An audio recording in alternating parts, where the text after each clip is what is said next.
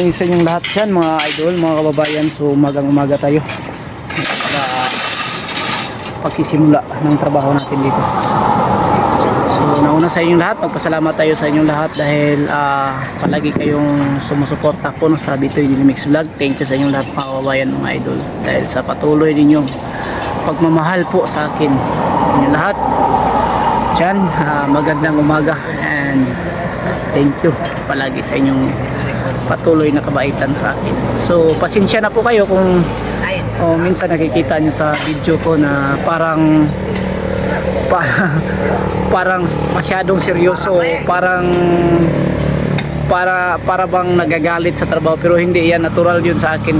Yan po talaga yung mga ano ko, mga parang ganyan, sanay ako sa ganyan na pagkatao mga idol. Huwag nyong isipin na parang nagagalit ako minsan, yan. Dahil ganun lang talaga yung ano ko. Yan, at good morning sa inyong lahat at magandang umaga. Mag-intro po muna tayo mga idol. Yan.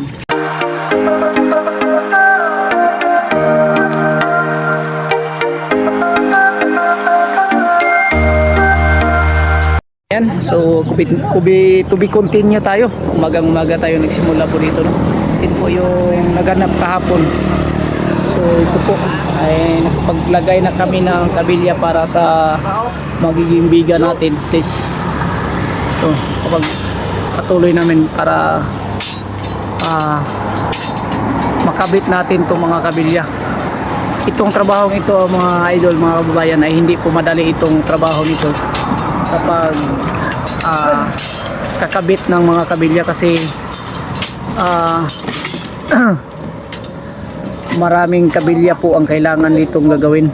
So yan, sana po ay manood kayo para at least mabuo namin na nanonood kayo sa aming video kung paano namin ginagawa yung trabaho namin dito. Magang-maga tayo, hindi pa lumalabas si Haring Araw pero andito na tayo kasi tapada tayo sa oras kahapon. Maagang-maaga tayo kahapon na naghinto sa trabaho. Ang maaga, ulan kahapon pa 3 o'clock ng 4 o'clock ng hapon ay umulan na po dito. Kaya ngayon bumawi tayo sa oras mga idol. At least kompleto pa rin yung araw natin kasi bukas araw na naman ang sahuran, araw ng Sabado. Kailangan natin bukas pa rin ay maaga tayo magsimula sa trabaho para at least makumpleto natin yung oras natin. So thank you sa inyong lahat at abang-abang kayo para at least makikita nyo yung paano namin ibuo ang mga kabilya dito sa ayan. So ganitong pamamaraan idol, tulad sa pamamaraan nila ganito yung pamamaraan namin.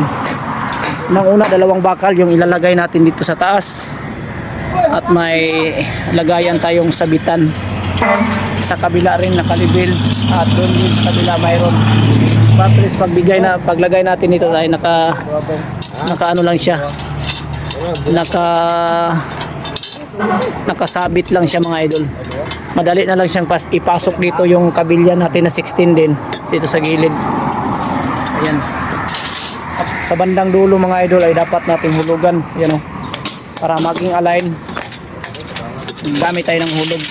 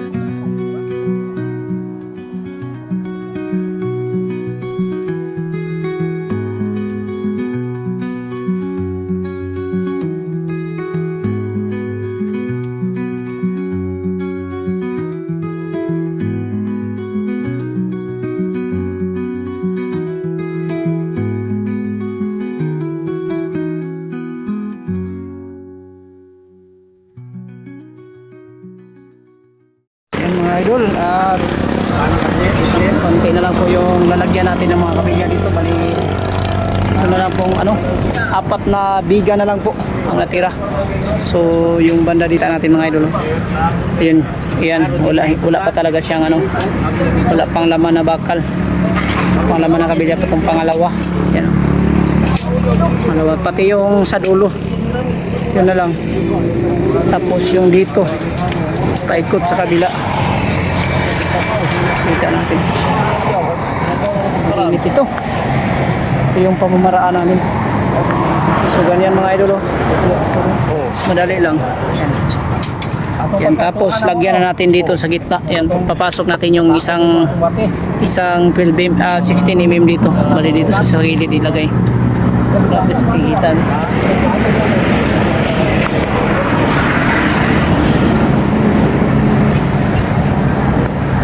Dito kung pinakamataas na linya dito ay hindi pa natin nalagyan. Ang dito sa gilid ay hindi pa rin tapos, ay kunting dugtong pa dito na ating ilalagay. Yan po ang update natin.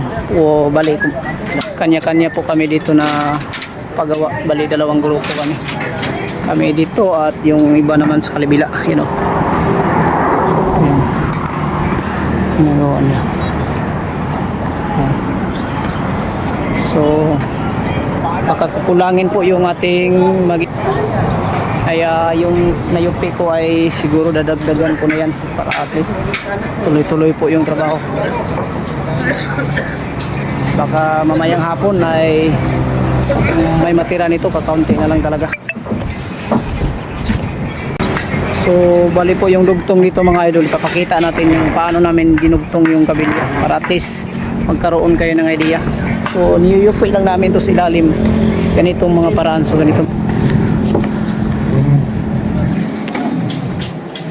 yun, parang naka-splice siya. Yung tingnan nyo yung kabilya, naka-splice siya sa ilalim, tapos yung isa nakapatong. So ganyan din ang sa kabila. Yan, may splice siya. Yan, ganyan magkadugtong idol para at least may dugtong tayo na 80 cm para matibay siya idol.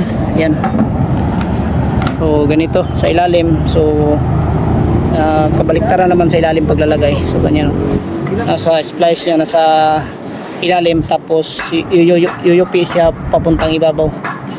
So ganyan yung pamamaraan natin mga idol. Ayan, tapos ito dyan sa kabila. Ayan, so mataas po yung ating overlap or tinatawag namin na splice para matibay. So ganyan ang ating test kapag bigay tayo sa inyo ng idea. Is hindi naman tayo lahat na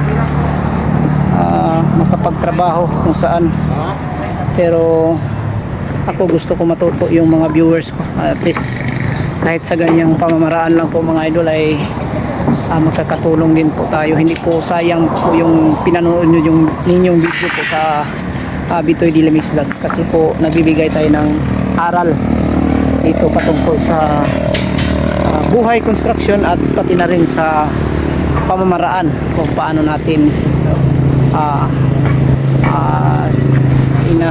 tinatrabaho ng maayos po yung ating mga trabaho dito sa construction. So ganyan.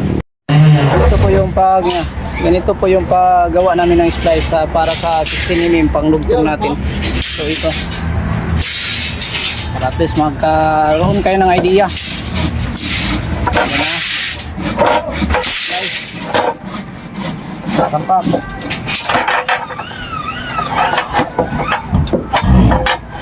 Ay, sample kung isa kumubo ay ano.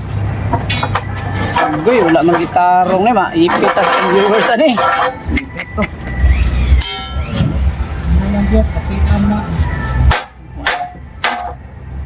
Lagay tayo ng splice.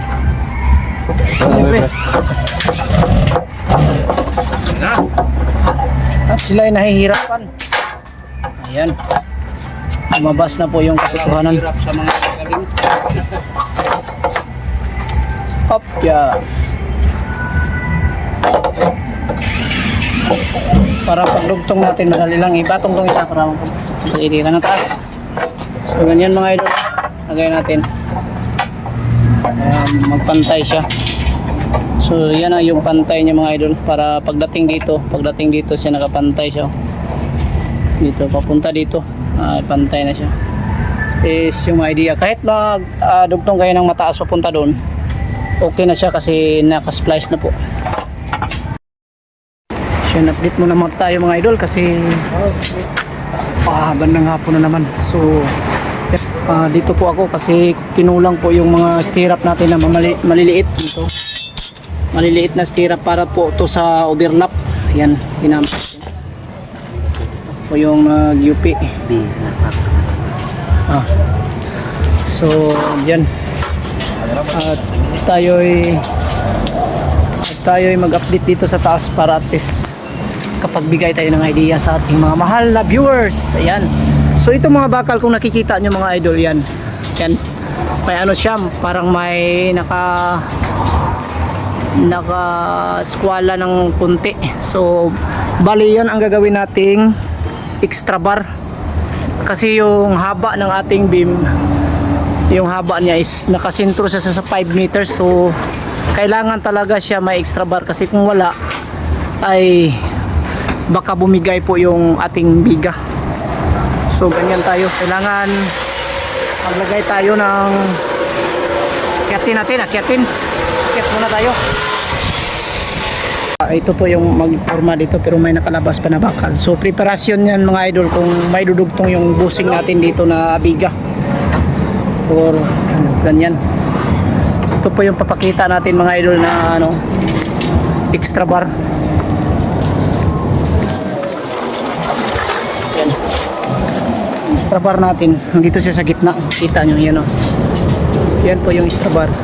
Tapos may din siya dito, may nakalagay din dito kita nyo sa gilid.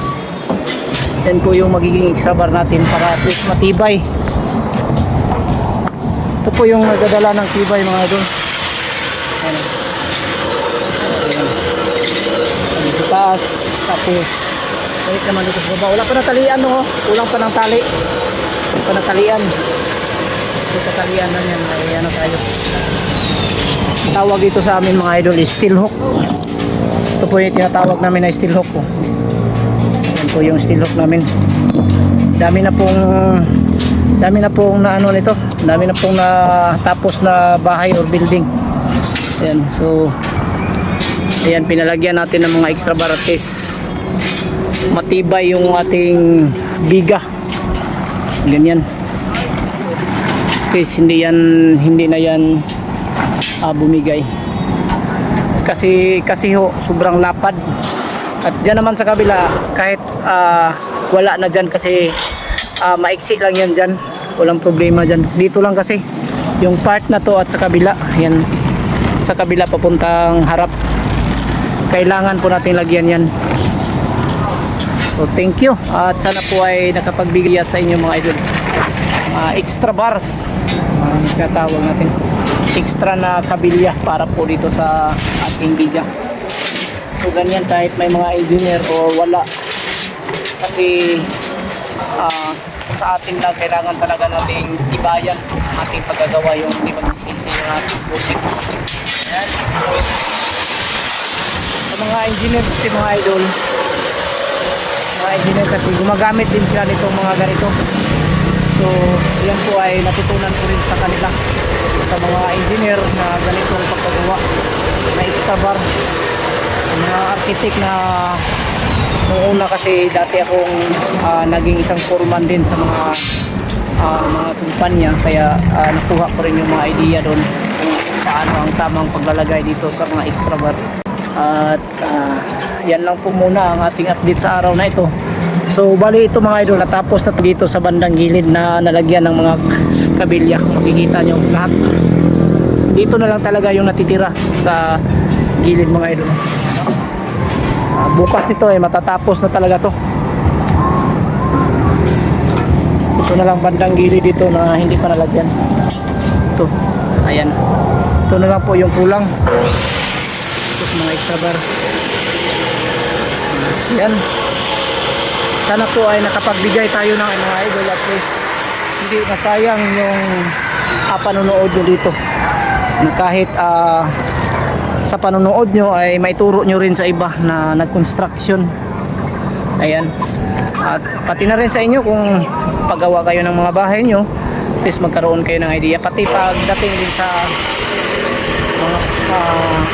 mga asintada at palitada, bibigay tayo ng mga idea or tips. Pati na rin sa mga leak ng ating mga bahay kung paano natin yan didiskartihan. So ayan, yan lang po muna ang update natin sa araw na ito mga idol. Pagbigay tayo ng idea ng konti sa inyo at least hindi po boring yung panonood nyo. Kakuha rin kayo ng idea dito sa aming trabaho. Yan, thank you and mag shout out tayo ngayon. Po ay mag shout out na muna po tayo sa ating mga mahal na mga viewers, no, sa nagmamahal palagi sa atin. Yan, shout out kay BC Mid, BC Kitchen. Yan, at sana po mga idol suportahan nyo rin po ang vlog po ni BC Mid, BC Kitchen. Yan po yung kanyang channel, BC Mid, BC Kitchen. Siya po ay napakabait nating viewers. Yan po ay matulungin sa kapwa. Yan, shout out sa iyo idol, maraming salamat po sa iyong tulong sa amin, sa aking pamilya at sa aking anak. Yan, sa iyong kabutihang puso. Ayan, thank you ng marami sa iyo idol. Hindi tayo magsasawang magpasalamat po sa inyo dahil sa iyong kabutihan. Lalo na po kay Marieta Noto Vlog. Ayan, mabait din nating viewers, no. Thank you kay Marieta Noto Vlog. Susuportahan po rin natin yan si Noto Vlog. Yan, mga mababait yan, makikilala nyo yan kung isubscribe nyo siya. Sana po ay mag-subscribe din kayo sa kanya. At lalo na po kay Marlon De Leon, ay Bernie It's DH Germany, kay Lulu Binit.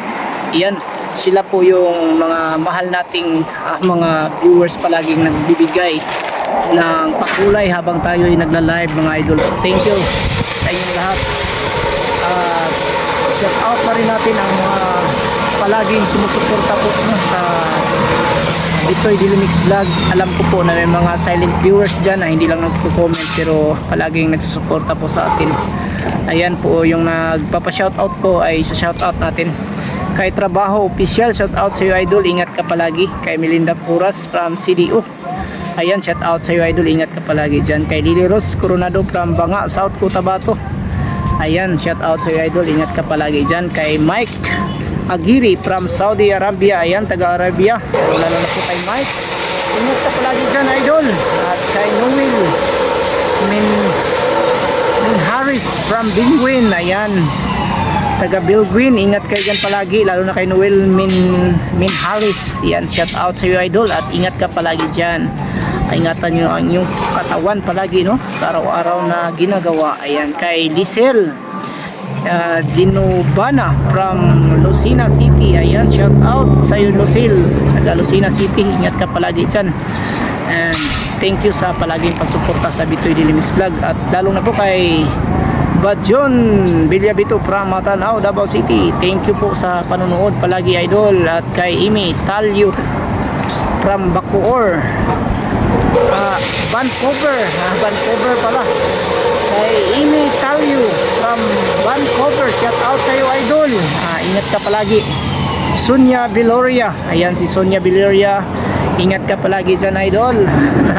Thank you sa iyong palaging pagsuporta. Uhahay, ayan.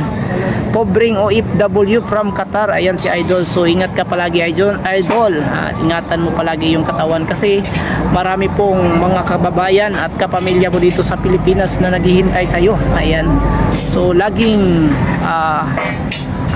sana po ay laging maganda yung pangangatawan natin sa araw-araw, kaya dapat nating ingatan at palagi tayong magdasal sa Panginoon mga idol, kasi yan lang po ang ating panglaban sa araw-araw. So yan, at shout out na rin natin si EG Matukan from Batangas. EG Matukan, shout out sa iyo dyan idol, maraming salamat po sa yung palaging pagsubaybay at panonood sa pagmamahal sa aking channel. Ayan, pagsuporta. Shout out sa iyo idol, kay Loriu 7U from Tagum City. Ayan, mga bago nating mga commentator, shout out sa inyo dyan. Alam kong bago to nag-comment sa atin, ay maraming salamat po sa inyong pagtangkilik sa aking channel, at sana po ay nakapagbigay tayo ng kaalaman sa inyo. Ayan, shout out sa iyo dyan idol. Kay Miriam De La Rosa from Nueva Ecija, ayan, shout out sa iyo idol Miriam, ingat ka palagi sa iyong ginagawa sa araw-araw. Ayan, kay Mary Jean Aguantani from Kalinan, Davao City, no? Shout out sa iyo idol Mary Jean, at ingat ka palagi dyan sa Kalinan. Malapit lang pala kayo sa PB Team House. Ayan, so thank you sa iyong panunood palagi idol. At kay Romel Garcia from Katiin, ay Romel, helper ko to. Ayan, so shout out sa iyo.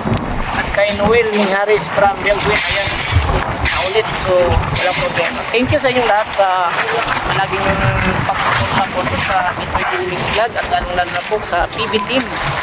Sila po yung dahilan kung bakit ako po ay nagbablog, at si PB Team Panday po yung nag-encourage palagi sa ako na itutuloy ko po yung pagbablog ko, at dumating talaga yung point na nagkaroon tayo ng sahuran dito sa YouTube, no? So thank you sa PB Team, kay PB Team Panday, at lalong-lalo na po sa lahat ng PB Team. Nangunguna po kay Sir Paul, kay Sir Peter, at kay Madam Yola, at kay kalimutan ko. Basta lahat ng mga vlogger sa PB Team, thank you sa inyong lahat, and ingat kayo palagi sa inyong mga ginagawa sa araw-araw, lalo na po sa pagmimisyon sa kabundukan, sa pagbibigay ng tulong sa ating mga katutubo. Thank you sa lahat ng mga supporters, no? Nabibigay tulong para at least yung mga ating mga kababayan na katutubo sa kabundukan ay nabigyan po sila ng kunting tulong. Yung naghihirap po talaga sa kanilang buhay ay naibsan po ng kunti dahil sa mga Pugong Biyahero team po, no, na sila po yung tulay na maabot po yung tulong sa kanila, sa ating mga katutubo. So thank you sa inyong lahat mga sponsor. Sana po ay bigyan pa kayo ng maraming blessing at magandang buhay sa araw-araw. So thank you, and God bless us all. Bye bye.